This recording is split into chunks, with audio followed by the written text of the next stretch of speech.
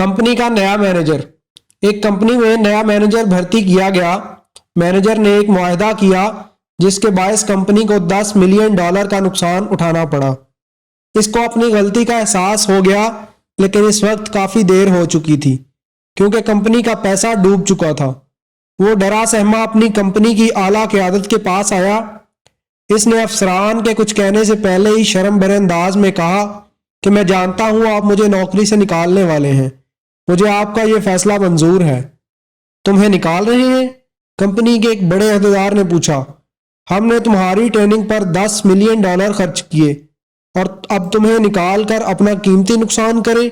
जाओ और अपने काम में लग जाओ।